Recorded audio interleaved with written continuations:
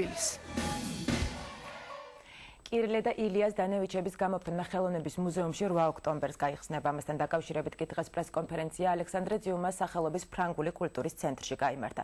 გამოფენაზე კლუბ ილიაზდის პრეზიდენტის ფრანსუა მერესა და საქართველოს ეროვნულ საცავებში დაცული ძმების დანევიჩების 50-მდე ნამუშევარი იქნება წარმოდგენილი. მათი ნაწილი საქართველოში არასდროს გამოფენილა.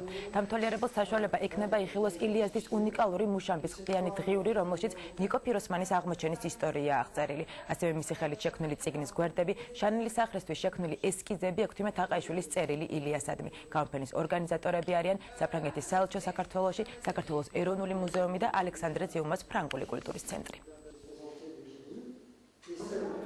ჩვენ გვინდოდა ამ გამოფენით გვეჩვენებინა და აღგვეწერა იმ ადამიანების ღვაწლი, რომლებიც შუამავლის როლს თამაშობენ სხვადასხვა კულტურებს შორის.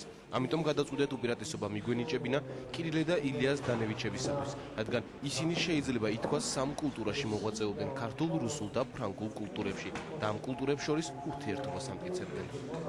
განსაკუთრებული არის თავის ხასიათით ილიას დანევიჩის მიერ გამოცემული წიგნები, აქ ტექსტი ძირითადად ეს არის ზაუმური ტექსტი, რომელსაც თან ახლავს ფრანსუა პიკასოს, მიროს და მაქს ერნსტის მიერ შესრულებული ილუსტრაციები.